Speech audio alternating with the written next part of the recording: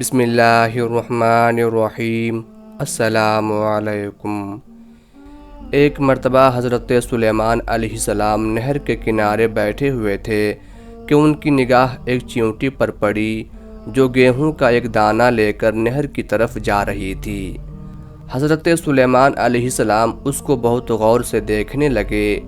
جب چیونٹی پانی کے قریب پہنچی تو اچانک ایک مینڈک نے اپنا سر پانی سے نکالا اور اپنا منہ کھولا تو یہ چیونٹی اپنے دانے کے ساتھ اس کے منہ میں چلی گئی۔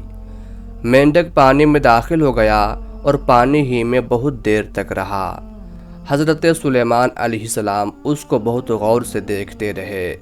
ذرا ہی دیر میں مینڈک پانی سے نکلا اور اپنا منہ کھولا تو وہ چیونٹی باہر نکلی، البتہ اس کے ساتھ دانہ نہ تھا۔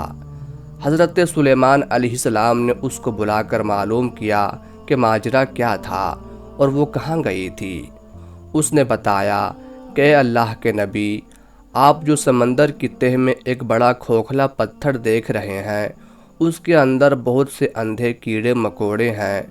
اللہ تعالیٰ نے ان کو وہاں پر پیدا کیا ہے، وہ وہاں سے روزی تلاش کرنے کے لیے نہیں نکل سکتے۔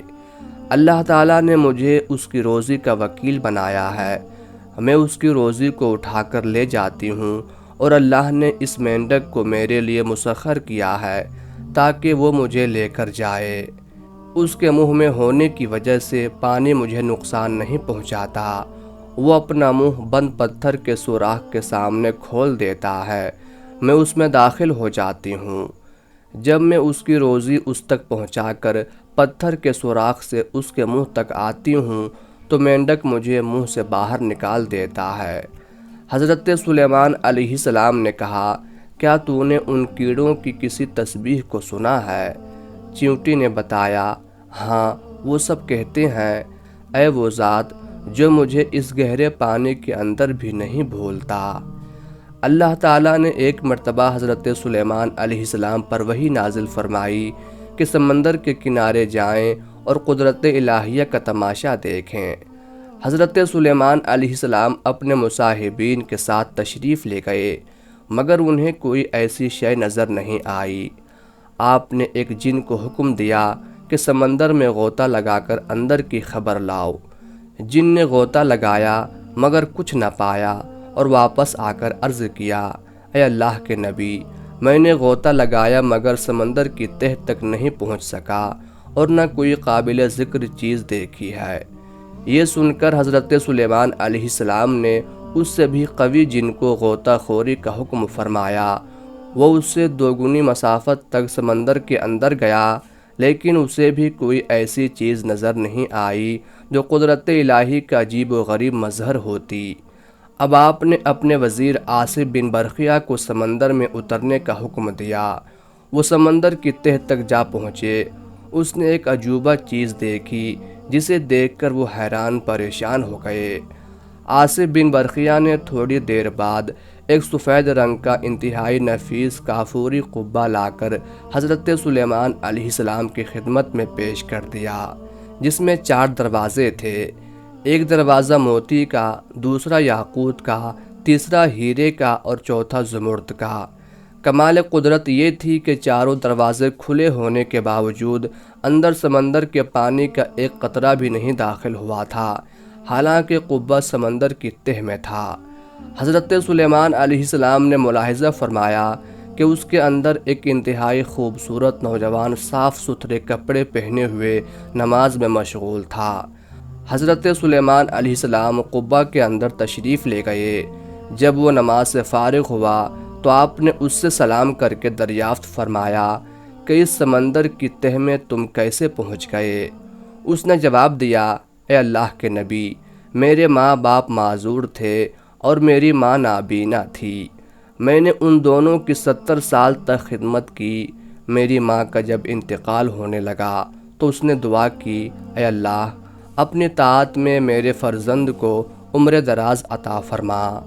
اسی طرح جب میرے باپ کا وصال ہونے لگا تو انہوں نے دعا کی، اے اللہ، میرے بیٹے کو ایسی جگہ عبادت میں لگا جہاں شیطان کا عمل دخل نہ ہو سکے۔